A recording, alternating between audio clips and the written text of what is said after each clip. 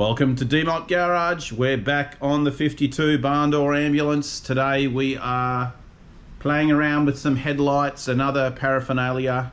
If you don't know what this build is all about, check out the playlist and subscribe to the channel and you can catch up and stay notified and all that jazz. But today we're going to work on these barn door headlights.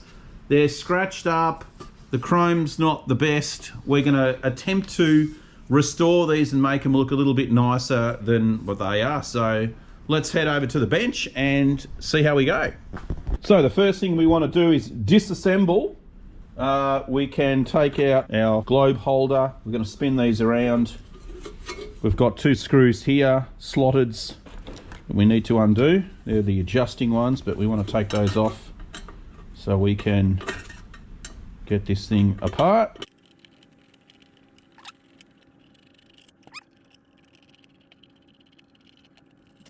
Okay, once those two are off, we have some little retaining clips. There's normally 3 of them, and there is 3 of them on here. We want to get those out with the flat screwdriver as well, and you just pry them out. If you can get them out like that. Whoa, that one went flying. Let me grab it, pop the other ones out. That's that little clip. Make sure you keep those. And now you can actually remove the bucket. You can see the chrome's not too bad. It could be better, but someone's had a crack at restoring the inside of this. It's not too bad. We'll leave that to the side. Take our glass out. Now there is no rubber seal. I have ordered some rubber seals that are supposed to go in between these two, so they're coming too. Put our clips there. Keep the parts together. These are the 2 parts that we're interested in today. We're going to have a crack at polishing this up. You can see it has a bit of pitting on it. It's not bad, it's very fine. I think most of that will come out. We'll see how we go. And then we're also going to have a crack at polishing the glass up a little bit too. So, keep those 2 together. We'll take this pair apart as well. You can have a look there. The tips there have been damaged on both of those, so they're not going to release. So we're just going to have to chop those off with a grinder quickly.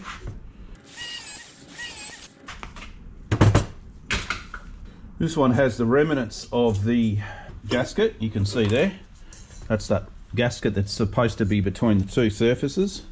And same thing with this one. You know, she's discoloured. We'll give them a go, see how they come up. Take this lens off. You can see here's the rubber gasket. And that's how it sits on like that. That one's obviously knackered as well. So we'll get a new one of those, which we have coming actually. That's probably the original rubber too, looking at it. Okay, same deal again. Reflectors, yeah. That's one of those things.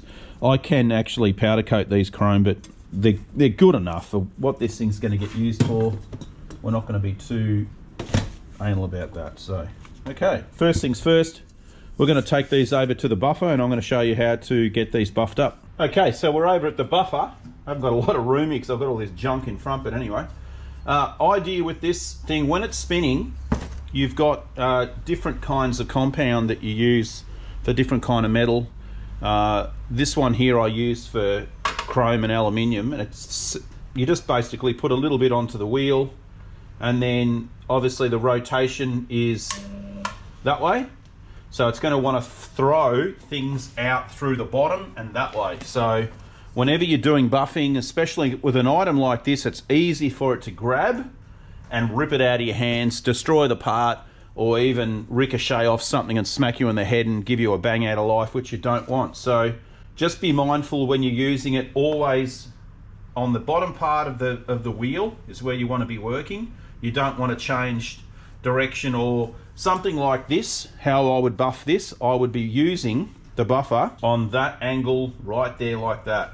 I would not go and rotate it like this because it can easily grab the edge and rip it out of your hand. So always on that angle, and then you're just going to feed it in like this and just keep rotating it.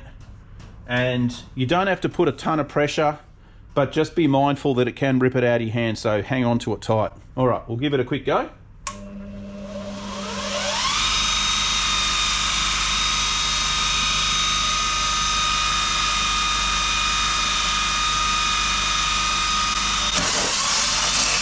There you go. There, grab it then.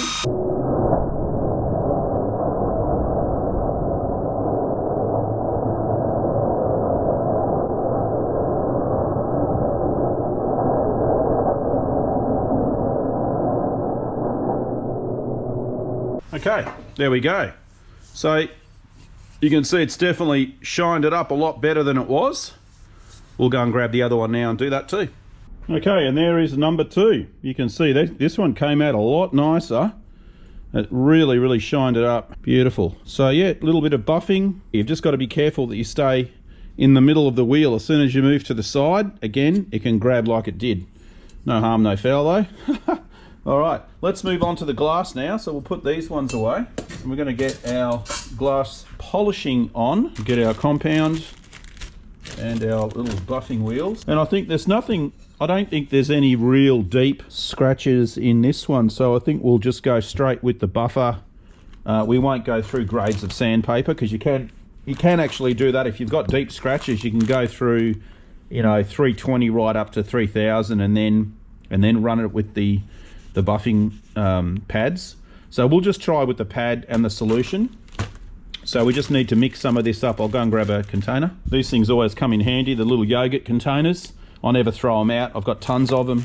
I use them for everything. Paint, hill rust in there or whatever you want to do, you can use it. So now we're not going to need a lot of this stuff. So we're just going to make up a little slurry solution. That's probably heaps. Go and grab a bit of water and I'll be back. All right, we're just going to dip a little bit of this in here.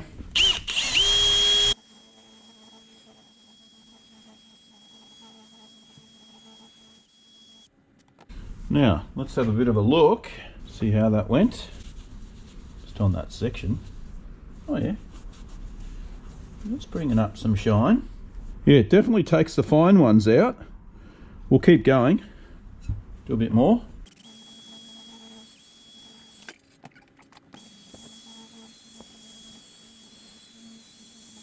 Okay, let's see how we went here. Definitely works. Oh yeah, absolutely. That's awesome. Yeah, so there's a couple of deep ones right there, which we can't get out. Yeah. Oh look, that's good enough. It's definitely taken out all the fine ones. Let's do a before and after with the old one.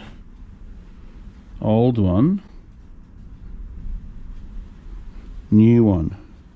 Yeah, that's definitely done. All right, cool. I think that's good enough.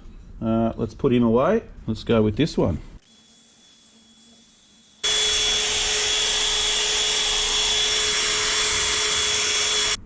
All right. It's pretty good.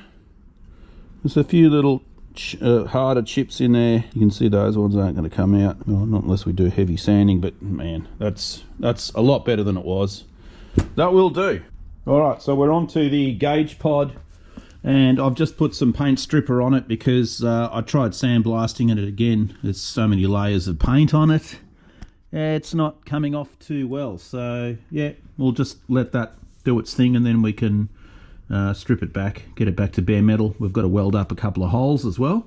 Okay, so here is our pod and I've basically given that a grind back with the flap disc. We're going to weld up a couple of these holes that aren't supposed to be there. Mainly this one here and that little top one there and that one there. So yeah, we've got 3 holes to get rid of. Yeah, and go from there. Okay, let's get these holes welded up. What I'm going to do is just use this little sucker here and you can just back it, put it behind the back here and then just weld up the hole basically. You see like that, you just plug it up, grind it back and call it good. You could put a little patch panel in there, but this will work just as easy as anything else.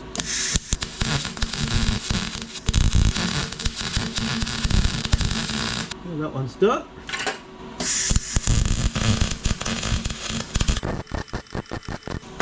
All right, we'll grind these suckers back and call it good.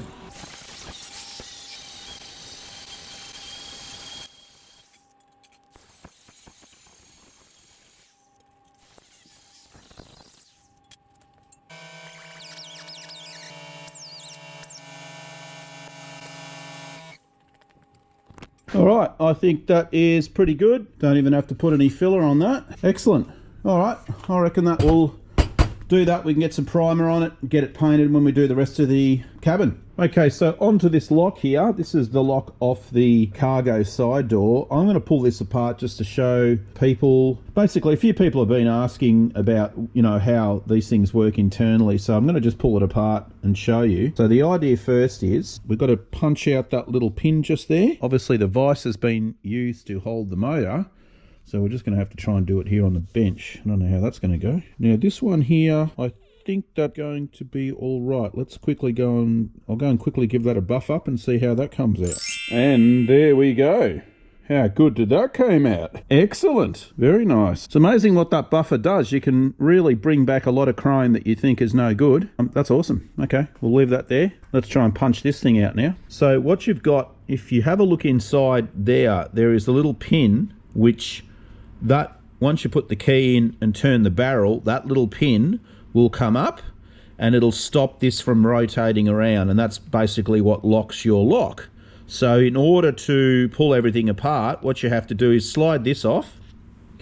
There's a little pin here that you unscrew and then you can remove the barrel, and I've done that already. Here comes the barrel, and now you can see those little pins that are popping out, the little brass pins here. That is what your key is reading to open and turn this barrel. So once this is out, then you have this little pin here which we push through. Get rid of that. Once I can get him out, there he is. You've got that little pin here. That rides in there like so. And because this is a concentric hole, when this turns, it moves that little pin in and out, and that's what locks onto that part here. Okay, so that's it. You take all that out. This is your barrel. You've got pins in here, and I've just dropped one already. There we go. This is what one of the little brass pins looks like. Now, you can see here, if you look carefully, it has a number 2 written on the side of it. Now, also inside, I'll just grab a pick so I can show you guys. Inside here is a very, very small spring, and you got to be careful you don't lose those. I'll try and pick this one out just to show you. Here it comes. Don't lose him. There he is there. That's the spring. So you can see the spring there. Don't lose that, whatever you do. That is what makes these little suckers bounce up and down. Okay? You can see there. So what happens, they all sit flush inside the barrel, and then, well, sorry, they sit like this. When your key goes in, they all go down, and then you can actually turn the barrel and unlock your key. And that's pretty much how all the VW ones work, and a lot of other cars too. So in order to cut a new key, this isn't the right key, by the way, it doesn't actually fit in there. But in order to cut a key, you need to know the codes. I'll pull this one out. I'm going to pull them all out, actually. But yeah, you need to know your number, the corresponding numbers on all these little brass pins, okay? So we're going to put that spring back in here very, very gently, like so. Put our little pin back in, or spade, little brass spade, I suppose you could call it. And there you go. You got your 4 in there. So generally you would get this cut, there would be a little mountain ridge of lines across here like you see on a key, and that would correspond to knocking each one of these down, whatever code this is. So that's how your barrel works. So once you've got all these, and these are all working up and down, you can then feed it back in. You can see where it goes inside, and once you just knock those little barbs where they need to go, boom, in it goes. And then obviously that'll lock itself when you put your key in. You put your little pin back in, put your other pin back in, and you're good to go.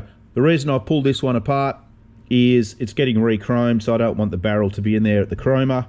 And also we need to get this key cut, which I'm getting done. So there you go. That's pretty much how it works. All right, guys, I think that'll do it for this episode. See you on the next one, and stay funky.